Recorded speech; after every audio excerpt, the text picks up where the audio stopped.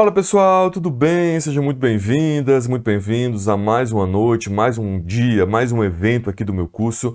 Essa semana está sendo incrível, me antecederam importantes professores aqui do meu curso, das mais diversas áreas, e hoje finalmente chegamos ao dia do direito tributário, chegamos ao dia da reforma tributária, nossa conversa de hoje, nosso papo de hoje, muito mais do que uma aula, na verdade nós teremos um papo sobre a reforma tributária. E é um tema aí da moda, né? Um tema que vem mexendo com a cabeça de muitos advogados, advogadas, procuradores, procuradoras, galera que está na contabilidade, dos economistas e, notadamente, claro, dos empresários que precisam, obviamente, se conformar, terão que se adequar a essa reforma tributária.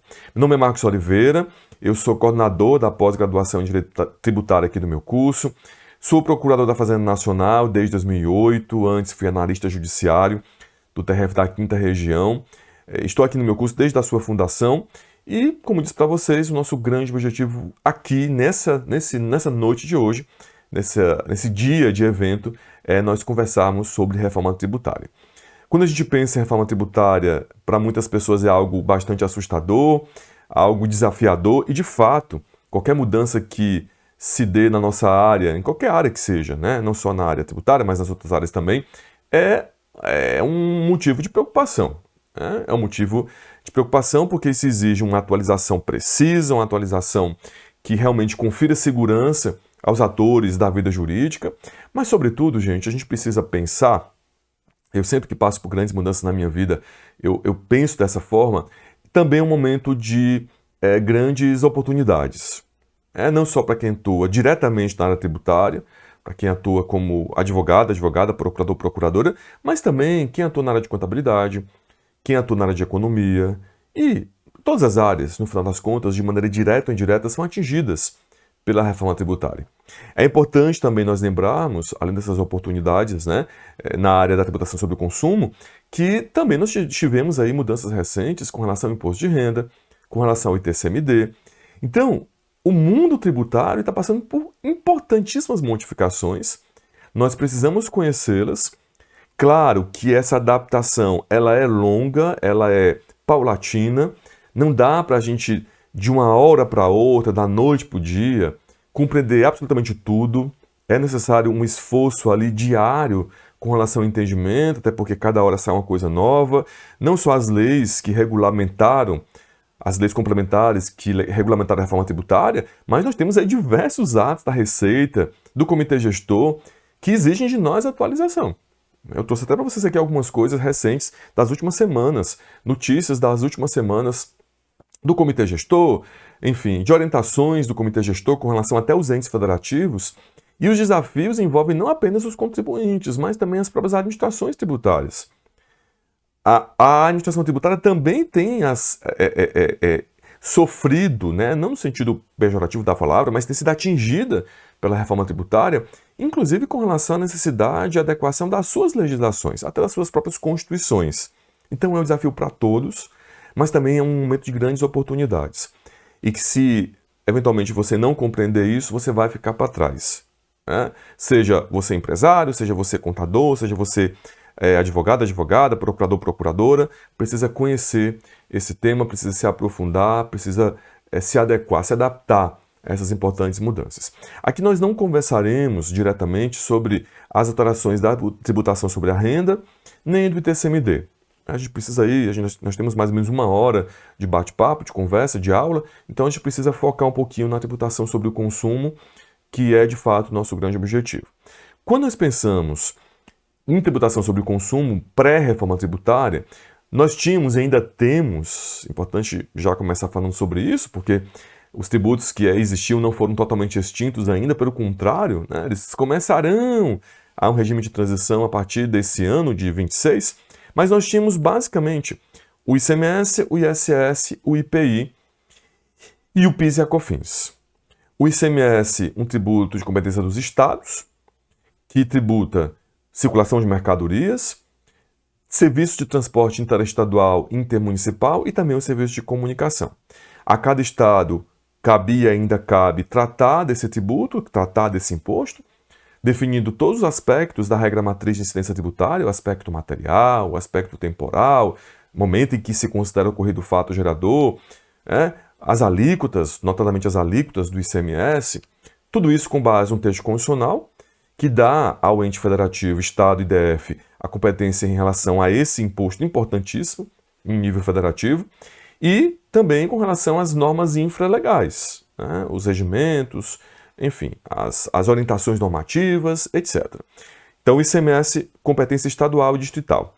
O ISS, de competência dos municípios e também do DF, né? O DF também acumula as competências municipais.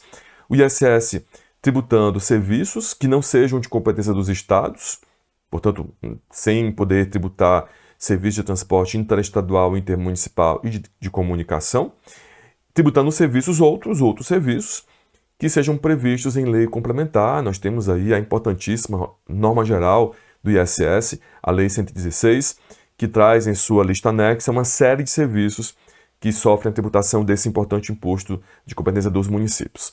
Assim como também em relação ao ICMS, cabe a cada município, os mais de 5 mil municípios brasileiros, legislar sobre esse imposto, definir suas alíquotas dos serviços, que são inúmeros serviços.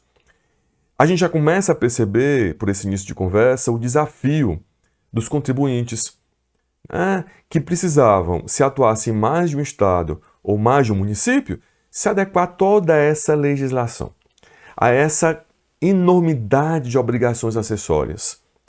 Imagina uma empresa que atua em 5, 10, 15, 20 municípios. Imagina uma empresa que atua em diversos estados, 4, 5, 6 estados.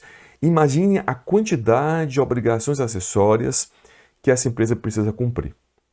Precisava e precisa ainda cumprir, porque, repito, nós não tivemos ainda a extinção desses tributos. Em matéria federal, o IPI, Imposto sobre Produtos Industrializados, imposto importantíssimo, imposto que, embora tenha um caráter extrafiscal importante, avantajado, também tem um caráter arrecadatório muito importante. Se chega até a discutir na doutrina se realmente o caráter extrafiscal, embora na minha opinião seja assim, ele se sobressai ao caráter arrecadatório. Sim, eu acho que sim. Acho que o IPI, de fato, é um imposto extrafiscal, de competência da União. E, do outro lado, também, em relação às contribuições, nós temos aí o destaque para o PIS e para a COFINS, duas contribuições, embora às vezes tratadas como uma só, que incidem sobre receita ou faturamento. Então, esse é o cenário pré-reforma tributária. O que acontece com o advento da reforma? O que acontece no final de 23, com a promulgação da emenda constitucional 132? Existe uma unificação da tributação sobre consumo em dois grandes tributos.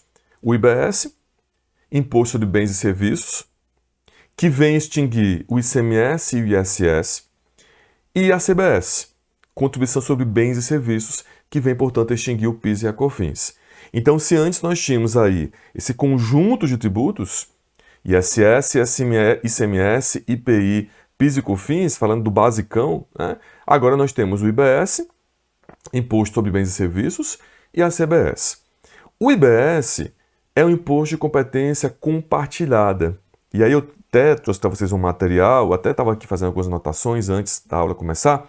O IBS, eu vou até apagar aqui, na verdade isso aqui seria só para... Eu estava revisando o material, acabei esquecendo de apagar, mas o IBS diz a Constituição, diz a nossa Constituição, que ele é um tributo de competência compartilhada. O fundamento do IBS está lá no artigo 156-A da Constituição, que diz que cabe à lei complementar instituir um imposto sobre bens e serviços de competência compartilhada entre estados, DF e municípios. Competência compartilhada entre estados, DF e municípios. Mas quem que criou o IBS? Nós sabemos que o IBS já foi criado, Nós estamos aqui em janeiro de 26, o IBS já foi criado, já foi criado até o Comitê Gestor, recentemente, nas últimas semanas, a Lei 227, Complementar 227, daqui a pouco a gente fala sobre isso, mas como assim o que seria uma competência compartilhada? Esse conceito de competência compartilhada, gente, é um conceito super novo para a gente. Se você teve aula comigo no passado, há um ano e pouco atrás, nós nem chegaríamos a tratar dessa competência compartilhada. Por que compartilhada entre estados, DF e municípios? Para isso a gente precisa saber da essência desse imposto. Como é que vai funcionar o IBS? Para começo de história, na verdade, quando nós temos aqui a emenda 132, falando de competência compartilhada entre estados, DF e municípios, ela também deveria ter incluído aqui a União. Aliás, é fundamental incluir a União também. Porque é exatamente isso que dá um caráter nacional a esse imposto. Cabe à União, agora já falando da reforma tributária, cabe à União, numa única norma jurídica, concentrar todas as normas gerais, todas as regras gerais desse importante imposto. Definindo o fato gerador dele, definindo a base de cálculo dele, definindo os contribuintes dele, definindo o aspecto temporal da regra matriz, ou seja, o momento em que se considera ocorrido o IBS, definindo o aspecto territorial. Espera, então, por que não colocar a União aí? Essa é uma discussão. Mas essa é uma discussão que não importa muito para a gente do ponto de vista prático. O que importa é que cabe à União, portanto, a nível nacional, por meio de uma norma nacional geral, dizer qual é o contribuinte, qual é a base de cálculo, quais são os contribuintes, qual o aspecto temporal, ou seja, em que momento se considera ocorrido o fato gerador do IBS, o aspecto territorial, em que território, em que lugar se considera ocorrido o fato gerador do IBS, sobrando para estados, DF e municípios, apenas e tão somente definir as alíquotas. As alíquotas desse imposto, desse IBS. Marcos, então, nós temos aí, na verdade, uma competência compartilhada entre todos os entes, sim. Mas o ente que de fato concentra os aspectos mais importantes do imposto é a União. Porque se não fosse a União atribuída essa competência, se não fosse a União atribuída esse papel de concentrar as normas gerais numa norma só, né, as normas básicas do IBS numa norma só, nós não teríamos um IVA. Embora nós tenhamos um IVA dual, né? A gente vai conversar ao longo desse encontro exatamente sobre isso. Embora nós tenhamos um IVA dual, nós temos um IVA no Brasil hoje. Porque ICMS e ISS, que antes eram dois impostos diferentes, agora se concentram no imposto só. E isso é muito importante. Por que é muito importante? Porque muitas vezes, e nós temos aí exemplos históricos sobre isso, havia uma certa dificuldade, por exemplo, de definir o que é serviço. Havia uma certa dificuldade, por exemplo, de em certas situações. E nós temos exemplos muito importantes, como, por exemplo, trazendo aqui um exemplo que me vem à memória agora, o software de prateleira, se seria ICMS ou ISS, o imposto incidente. Software de prateleira, incide ICMS ou ISS? Essa discussão, gente, durou anos nos tribunais superiores, Supremo e STJ. Em muitas situações não se sabia exatamente se incidiria o imposto estadual ou o imposto municipal. E isso gerava uma litigiosidade. Não que a reforma tributária deve acabar com isso de maneira alguma, mas em relação pelo menos a esse aspecto, causava-se uma litigiosidade enorme e um custo muito grande para as empresas, para os contribuintes, né? Aqui nós falamos de empresas, mas na verdade para os contribuintes de maneira geral. Então, se extingue o ICMS e o ISS, nós estamos aí começando agora um período de transição bastante longo, se concentra tudo num imposto só. Mas que, apesar de ser um único imposto, apesar de suas normas básicas estarem em uma única lei, a gente vai ver isso daqui a pouco, né? Apesar disso, Lei 214, quase tudo do IBS a gente encontra na Lei Complementar 214, a gente tem aqui na pós-graduação uma aula praticamente uma aula para cada aspecto. Então tem uma aula lá sobre o aspecto temporal, o aspecto territorial, uma aula sobre o fato gerador, enfim, a gente vai, quem for fazer pós-graduação vai ter essas aulas, né, de maneira mais detalhada. Mas então, só voltando, então embora a gente tenha uma única norma concentrando todos esses aspectos, contribuinte, em que momento o fato acontece, em que local ele acontece, né, qual é a base de cálculo, não daria para estar tudo nessa lei. Por quê? E aqui a gente fala um pouquinho de federalismo fiscal. Aqui a gente fala um pouquinho de federação. Na federação se pressupõe que haja uma independência entre os entes federativos. Na federação se pressupõe que um ente não dependa de outro ente. Opa, se um ente não pode depender de outro ente, então a reforma tributária não poderia concentrar nas mãos da União a definição também das alíquotas do IBS. Porque imagina se a União fosse também definir as alíquotas E imagina se os municípios, mais de 5 mil, e os estados, mais de 20 estados, não pudessem definir as alíquotas nos seus territórios. Isso faria com que a União tivesse em suas mãos o poder, a competência de aumentar e diminuir o IBS como lhe bem aprovesse. Então, cabe, dentro dessa competência compartilhada, conforme a gente antecipou, aos entes estaduais e aos entes municipais, locais, definir as suas alíquotas. Se eu tenho lá, por exemplo, o município de Fortaleza, cabe ao município de Fortaleza definir o IBS, a alíquota do IBS municipal e ao estado do Ceará a alíquota do IBS estadual. Se eu tenho lá o município de município de Recife, que está no estado de Pernambuco, então eu tenho o IBS municipal, sua alíquota definida pelo município de Recife, e o IBS estadual definido a sua alíquota pelo estado de Pernambuco. Saca por que não dá para ter um único IVA? Por que o nosso IVA tem que ser dual? Porque se o IVA fosse único, como acontece em outros modelos federativos estrangeiros de outras nações, de outros países, nós quebraríamos essa autonomia. Os municípios e os estados, quando desejassem aumentar o valor do IBS, tinham que bater as portas da União pedindo favor. Pedindo para que, olha, União, a gente precisa aumentar o IBS. Ou a gente pode diminuir o IBS. Isso seria o IVA único.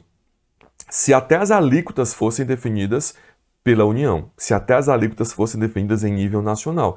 Então, não podemos fazer isso pelo nosso modelo de federação.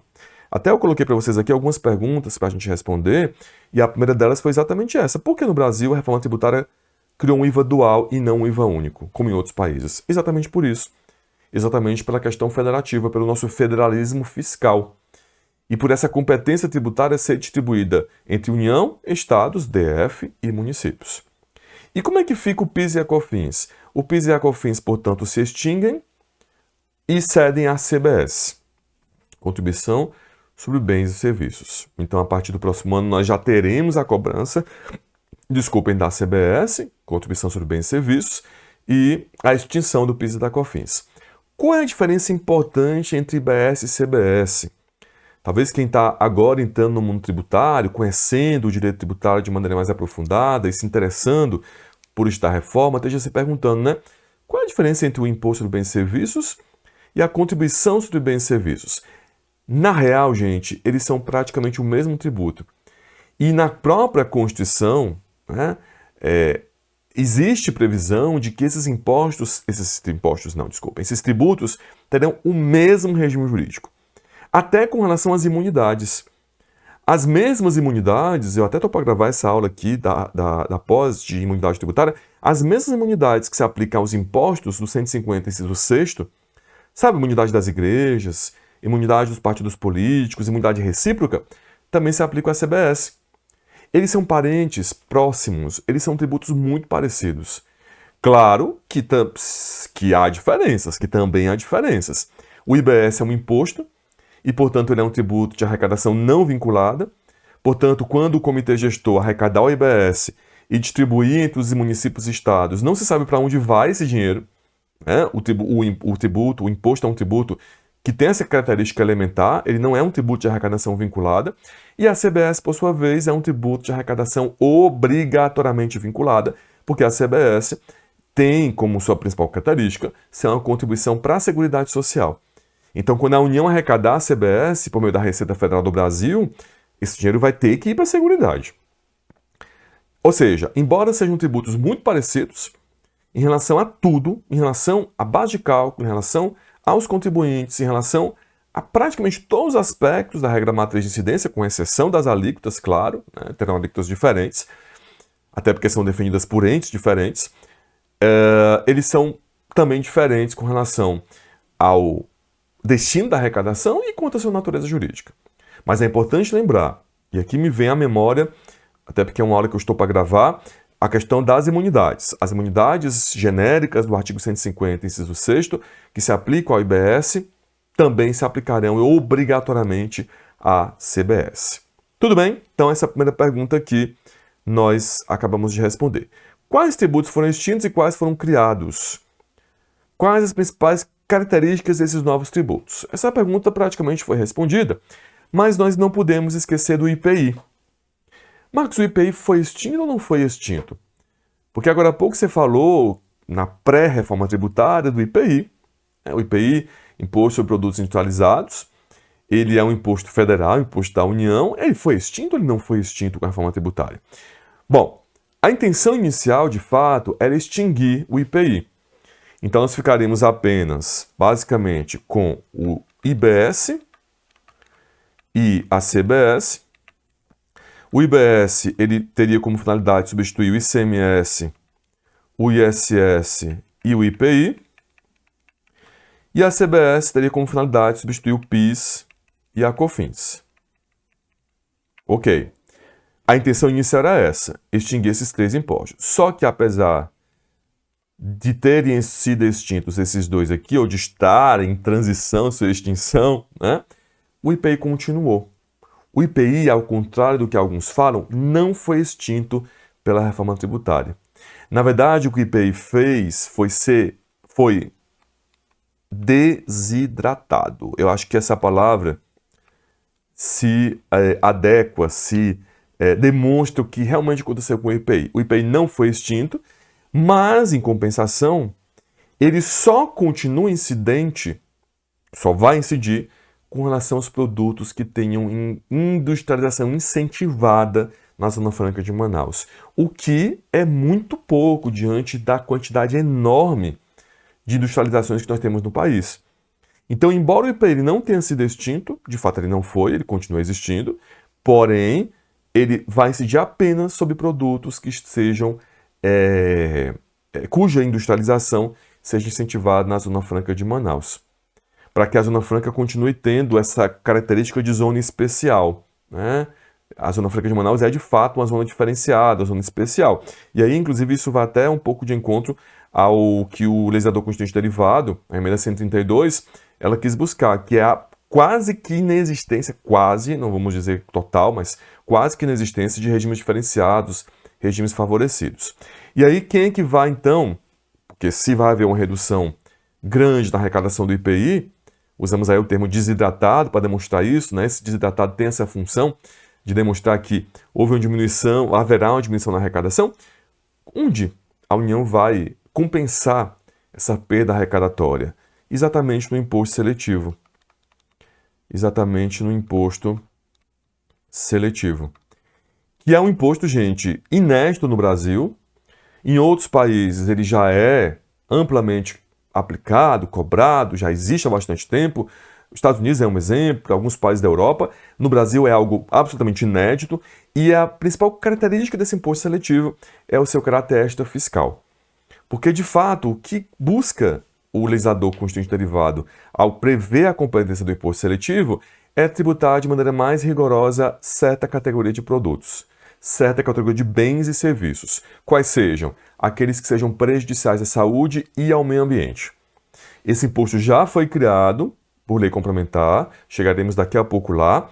No nosso curso de pós-graduação tem uma aula específica para ele, essa aula não sou eu que dou, é uma professora, que nossa convidada, e é um imposto que, de fato, vai mexer significativamente com uma parcela significativa, né, de contribuintes, pessoas que operam na área de industrialização de tabaco, álcool, né, bebidas açucaradas, etc. Então, o imposto seletivo ele veio compensar essa perda arrecadatória do IPI. Não compensará tudo. Certamente o imposto seletivo não vai compensar toda a perda arrecadatória do IPI, mas tem uma das suas finalidades seria exatamente essa. Então, respondendo a pergunta, quais tributos foram extintos? O ICMS e o ISS, né? O PIS e a COFINS. Tributos novos, o imposto seletivo, o IBS e a CBS. Bom, próxima pergunta que nós teríamos para responder, quais as diferenças entre IBS e CBS? A pergunta nós já respondemos, mas talvez a pergunta que muita gente deve estar se fazendo, e claro, para quem já atua, é uma pergunta relativamente básica, mas aqui a gente está conversando com um público bastante grande. O que mudou entre o IBS, focando agora no IBS, deixando a CBS um pouquinho de lado, com relação ao ICMS e ISS? Afinal de contas, a intenção do legislador foi concentrar num imposto só esses dois impostos de competência dos estados e municípios. Muitas diferenças existem, mas talvez a maior diferença, a mais significativa, é a ampliação do fato gerador, do aspecto material. Quando a gente pensa em ICMS, duas coisas importantes precisam ser ditas. E quando a gente pensa em ICMS, nós pensamos na circulação de mercadorias, né? Quando a gente pensa no IBS, nós pensamos em operações que incidam sobre bens. E qual a diferença entre um bem e uma mercadoria? Não existe diferença? Ou existe diferença entre esses dois conceitos? Sim, gente, a mercadoria é uma espécie de bem. Quando nós falamos de mercadoria, nós falamos de um bem que tem como objeto uma operação mercantil e que, portanto, tem como objeto uma operação de alguém que exerce atividade comercial com habitualidade, com onerosidade. Isso é muito próprio do ICMS.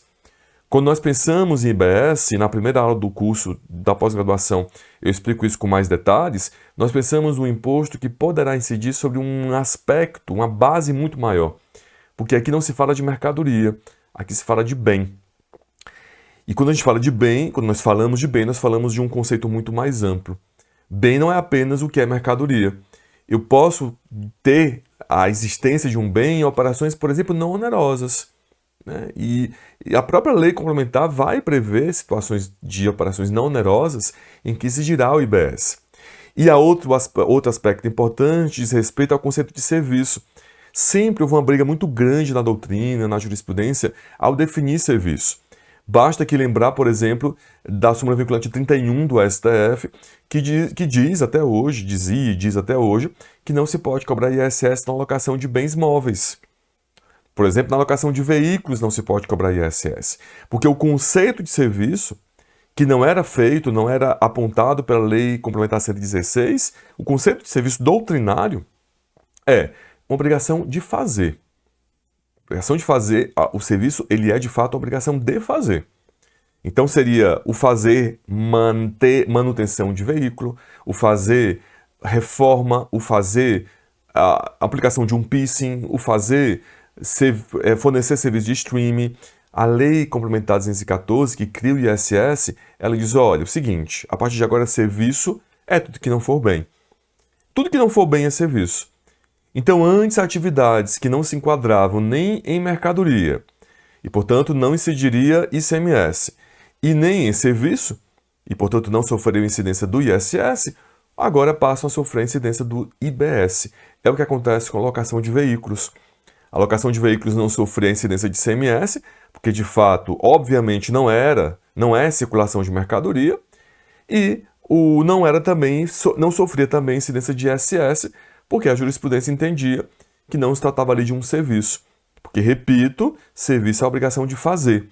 E na locação de veículos você tem a obrigação de dar. Agora, com a ampliação do conceito de serviço, ou seja, a lei complementar, ao dizer que serviço é tudo que não é bem, lembrando que bem é muito mais amplo que mercadoria, então o campo de incidência da tributação sobre o consumo passa a ser maior. Esse é um aspecto importante que às vezes passa um pouco batido. É claro que isso é muito mais detalhado nas aulas específicas, na pós-graduação, aqui do meu curso, né? E a gente vai ter a oportunidade de conversar bastante mais sobre isso. Aqui eu trouxe para vocês o artigo 156A, que é a base da competência do IBS.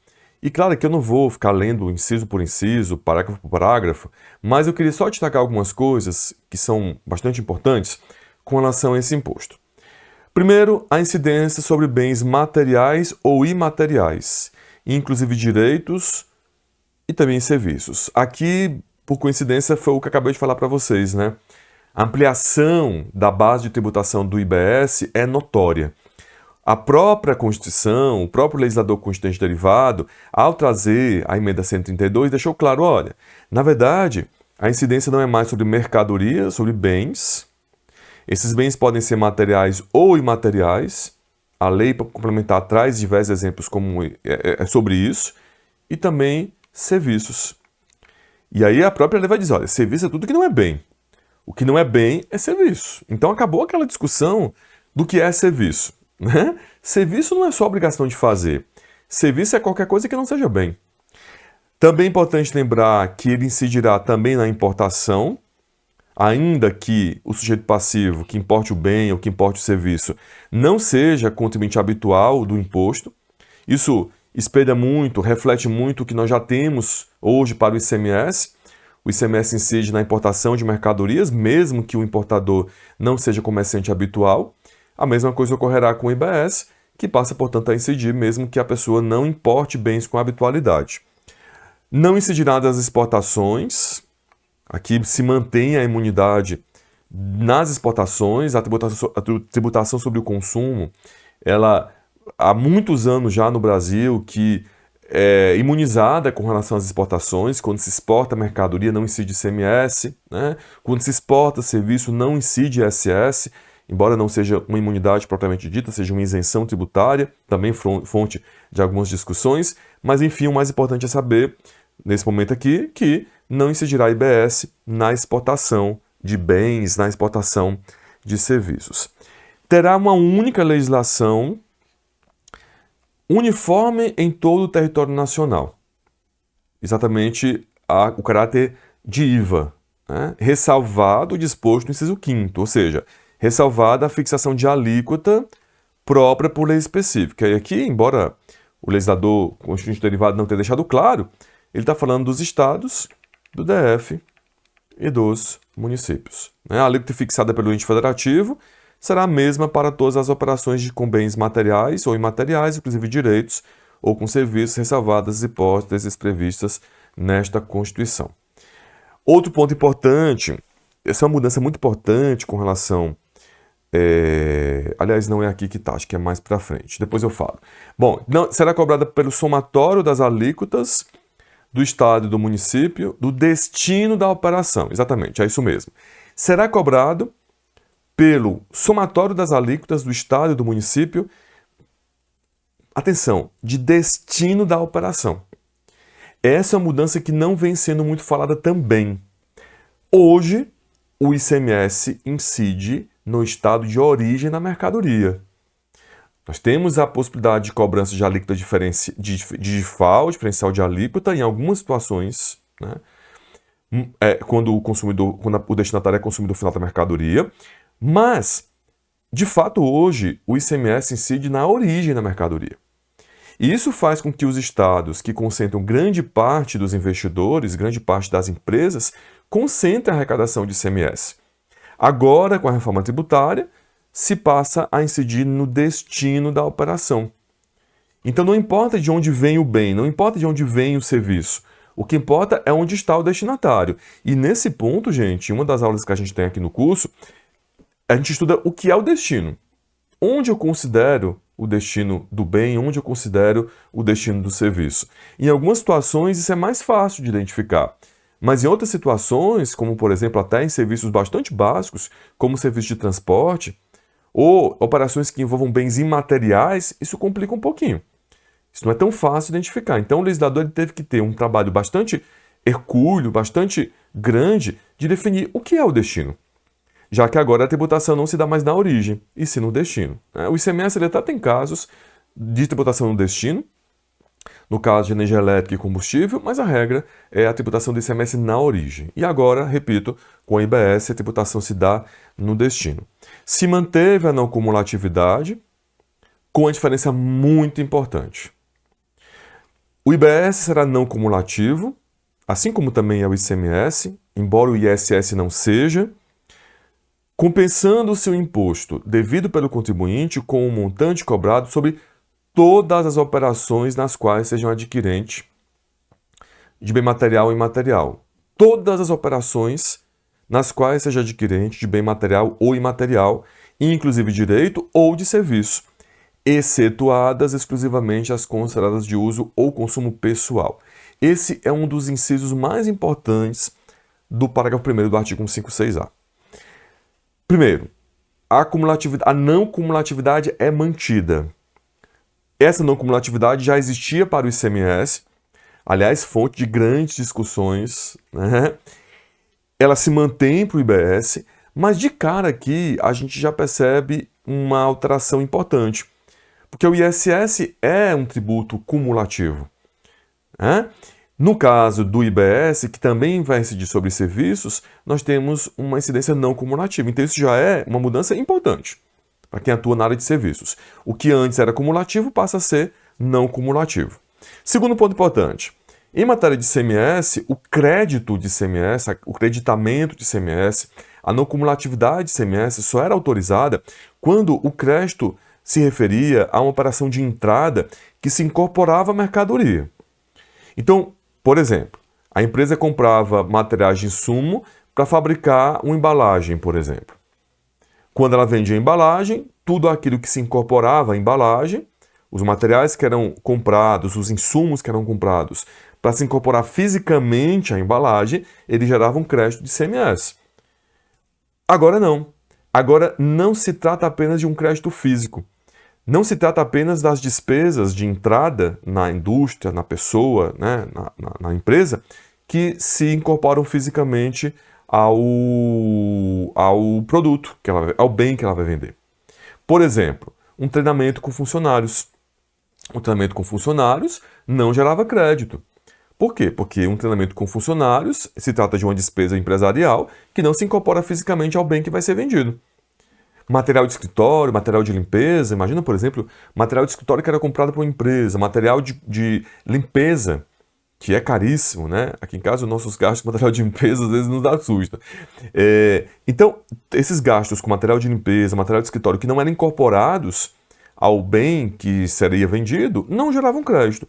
Hoje, gera crédito. Por que gera crédito a não cumulatividade? Porque a Constituição passa a prever que todas as operações geram crédito. Todas as operações geram crédito. Todas as operações de entrada, ou seja, nas quais seja adquirente de bem material, material ou serviço, geram crédito, excetuadas de caráter pessoal, excetuadas aquelas consideradas de uso ou consumo pessoal. Então, por exemplo, se eu compro lá, até, se eu não me engano, é o mesmo exemplo que eu dei na aula da pós. Se eu compro lá um lote de cerveja para deixar para consumo, um lote de águas, aliás, desculpe, de água, para deixar para o consumo exclusivo de uma pessoa, isso é uso pessoal. Então, só esses casos aí que o creditamento é vedado. Não integra a sua própria base de cálculo, não será objeto de concessão de incentivos e benefícios financeiros ou fiscais, excetuados os previstos na própria Constituição, não incidirá na prestação de serviços de comunicação, isso aqui já era previsto para o ICMS, que seja de radiodifusão sonora de sons e imagens de recepção livre e gratuita. Resolução do Senado fixará a alíquota de referência, que eu havia falado para vocês. E aqui nós temos algumas regras também com relação à isenção e à imunidade. Bom, nesse contexto, nós temos o importantíssimo, relevantíssimo papel do Comitê Gestor. Como o IBS, e aqui vocês percebem que a gente coloca um pouquinho a CBS de lado, né? Como o IBS é um tributo, um IVA, um tributo que incide sobre o consumo, de caráter nacional, mas, apesar disso, ele ser dúplice, ele ser dual, porque uma parte vai para o Estado, uma parte vai para o município, não daria para cada Estado e município arrecadar isso individualmente. Criou-se um fenômeno, criou-se uma entidade, né, se previu na reforma tributária uma entidade chamada Comitê Gestor, que vai ter como papel editar regulamento único e uniforme para a interpretação e aplicação da legislação do IBS, decidir o contencioso administrativo, então quem vai decidir o contencioso é o Comitê Gestor. Tá. E mais importante, pelo menos nesse momento aqui do nosso encontro, do nosso papo, arrecadar o imposto, efetuar as compensações e distribuir o produto da arrecadação entre estados, DF e municípios. Ou seja, o Comitê Gestor vai ter um papel importantíssimo de concentrar a arrecadação do IBS e, ao receber o IBS, distribuir a parcela de cada ente federativo. Do Estado, de destino do bem ou do serviço, e do município de destino do bem ou do serviço. Ou seja, ao invés de cada estado, cada município arrecadar o IBS, esse IVA dual, se concentra isso num papel, na competência do Comitê Gestor. O Comitê Gestor ele arrecada o IBS e distribui a parcela correspondente ao estado e ao município de destino do bem ou do serviço. Cada um desses estados e municípios definirá suas alíquotas e será com base nessas alíquotas, definidas por cada ente federativo, que serão que será feita essa distribuição. O comitê foi criado depois de uma espera, né?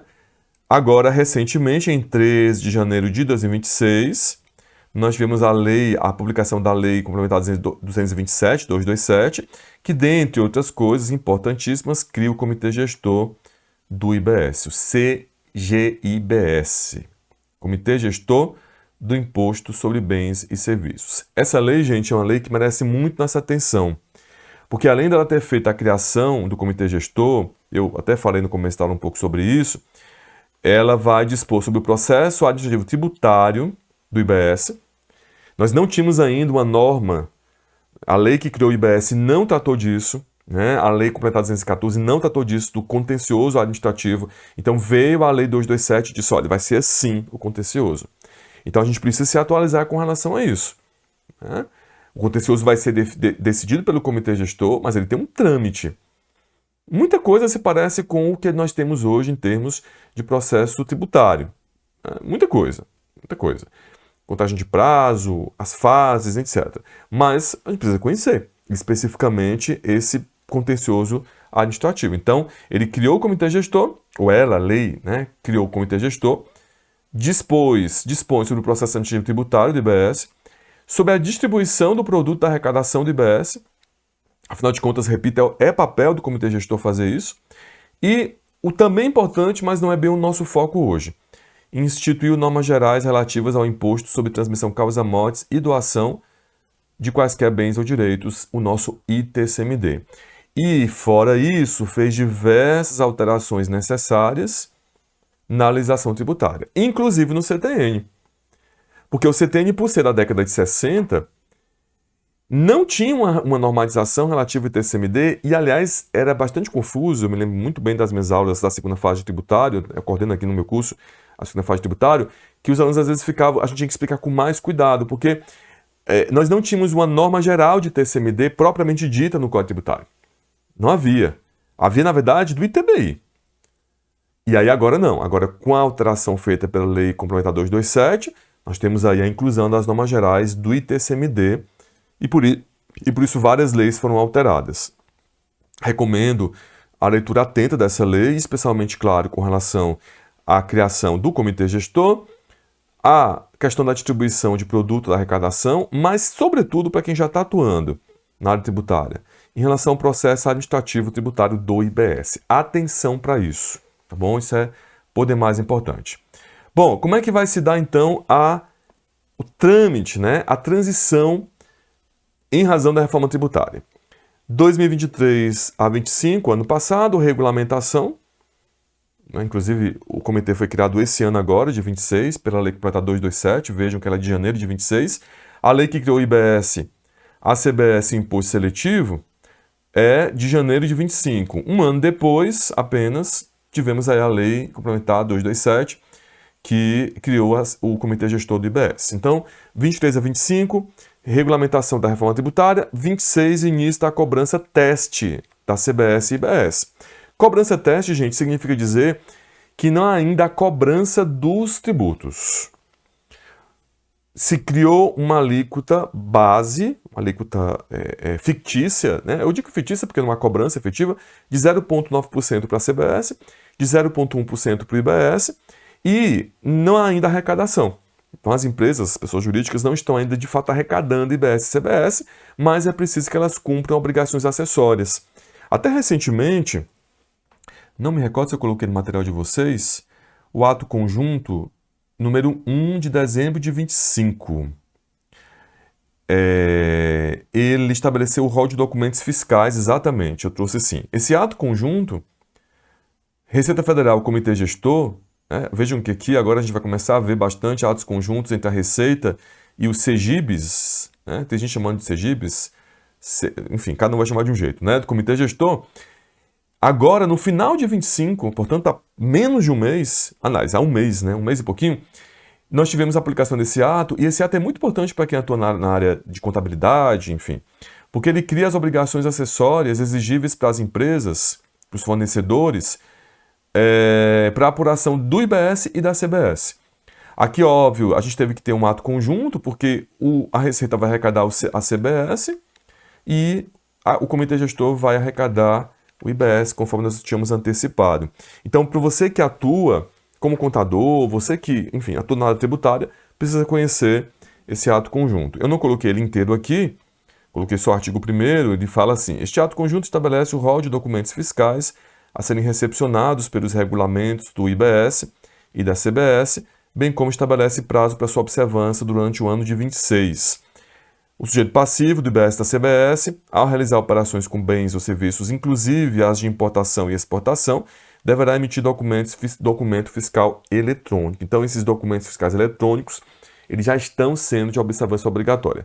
Salvo engano, esse ato conjunto, ele dispensa o pagamento a incidência de penalidades tributárias se houver o cumprimento em até 4 meses do fato gerador, até 4 meses. Se a pessoa cumprir a emissão do documento fiscal eletrônico, ela não vai ser punida, tá bom? Então, é importante conhecer esse ato conjunto de dezembro de 25. Em 27, nós temos o fim do PIS e da COFINS e a entrada plena da CBS. Então, a partir do próximo ano já não temos PIS e COFINS e teremos CBS. E aí nós entramos na transição gradual de ICMS e ISS para IBS. Até 2032. Vai haver paulatinamente um aumento do IBS e da CBS, do IBS, né, e da CBS também, e uma diminuição do ICMS e do ISS, tá bom? E em 2033 nós temos a implementação plena do novo sistema tributário. Então essa é o nosso plano de voo, o nosso planejamento com relação ao IBS nos próximos anos, a CBS também. A partir do próximo ano, eu não coloquei aqui, mas a partir do próximo ano já se cobra o imposto seletivo, tá? Então, a partir do próximo ano já se inicia a cobrança do imposto seletivo. Bom, aqui eu coloquei para vocês, eu procurei fazer uma aula bem prática, tá, gente? Uma aula que realmente oriente quem atua na área prática, na prática tributária.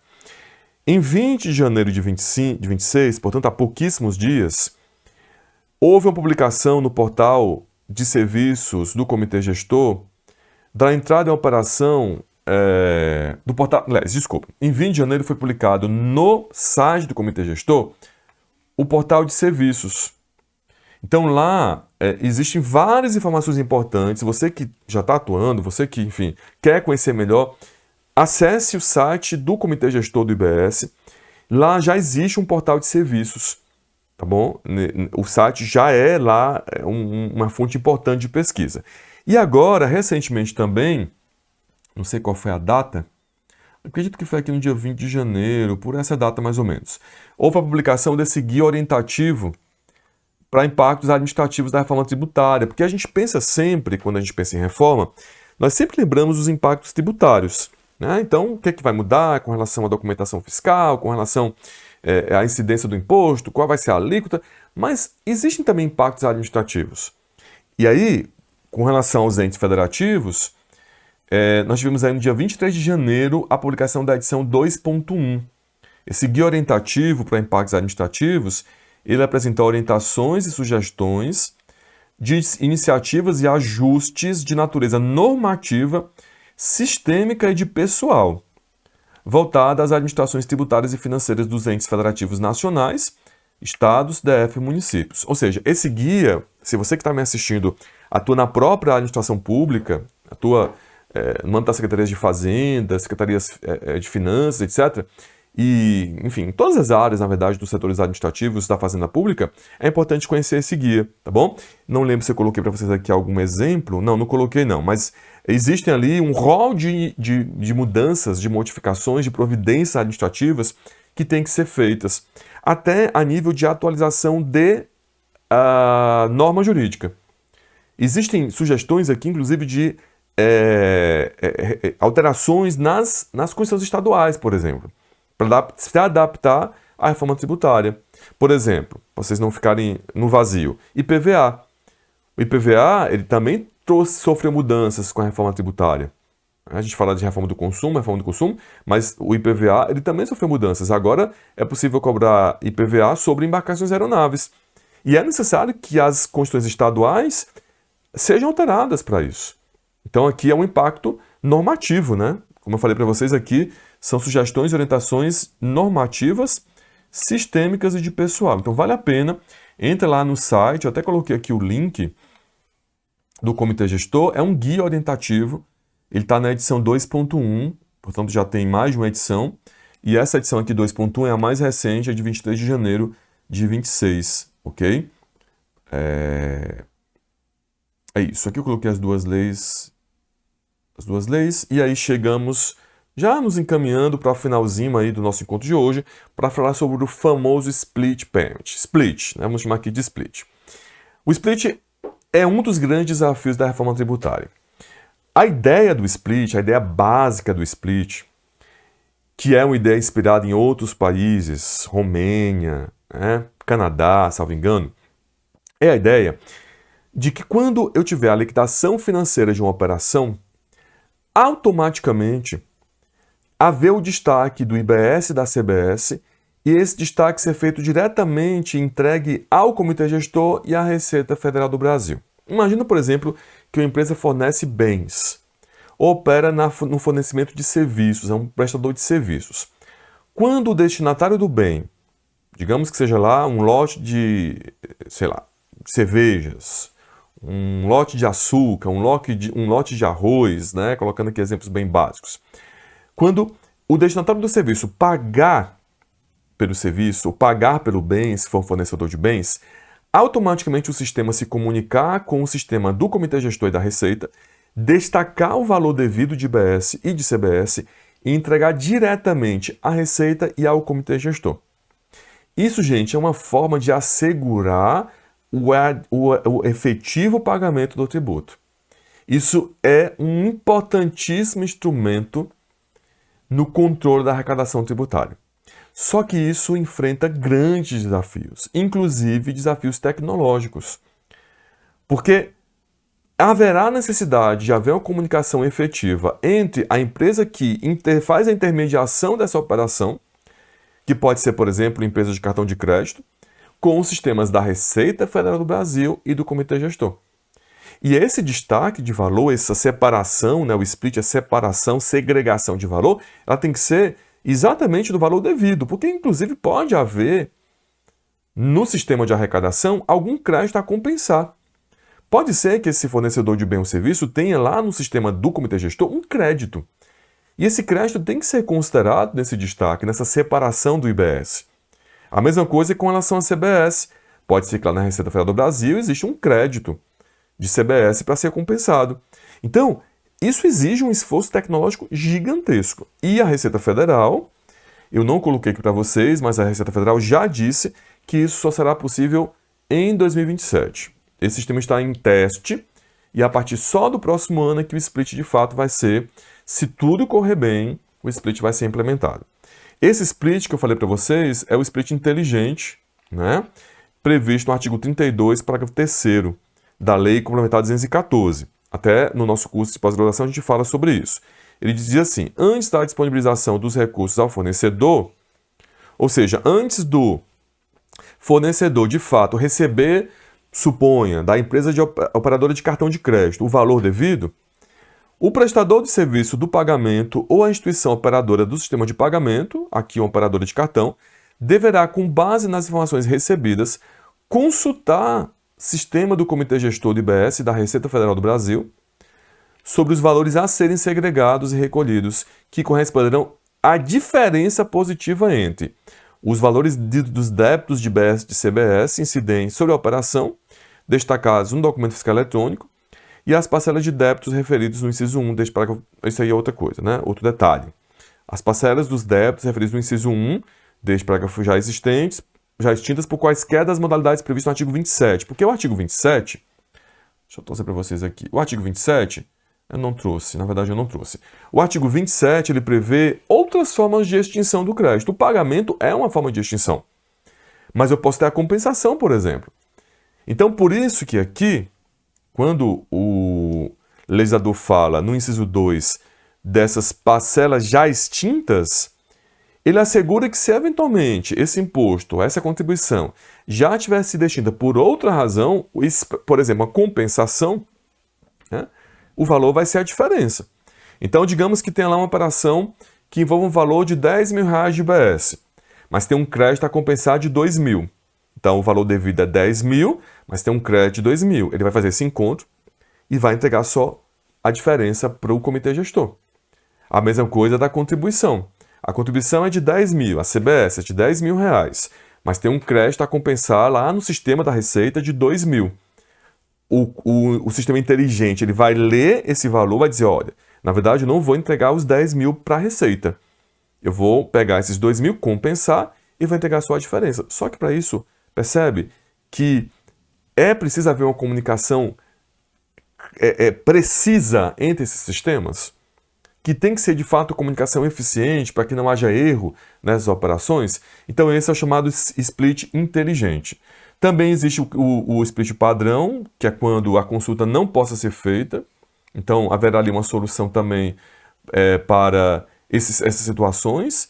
O split simplificado, que é a situação em que o adquirente não é contribuinte do IBS da CBS no regime regular. Então, se por acaso a pessoa que adquire, se ela não for contribuinte do IBS da CBS, aí a lei prevê o chamado split simplificado, tá bom? E ainda é possível que o recolhimento do imposto e da contribuição se dê pelo próprio adquirente. Por que que isso foi necessário? E aqui, infelizmente, a gente está chegando no finalzinho do nosso encontro de hoje. Porque hoje, isso foi algo que eu não falei no começo, deixei para falar agora, só poderá haver compensação lá naquele regime não cumulativo, só poderá haver compensação se de fato o pagamento do imposto, da contribuição forem feitos.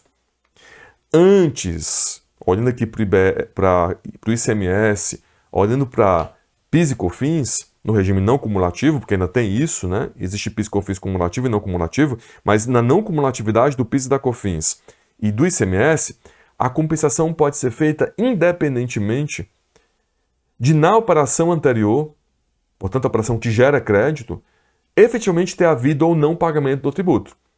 Então, para a compensação do ICMS ser feita, pouco importa se o alienante do bem, da mercadoria, pagou de fato o ICMS. Se vê um destaque na nota do ICMS, o adquirente se compensa daquele valor. Só que agora não. Agora, para haver compensação, de fato, é necessário que na operação precedente o imposto tenha sido pago.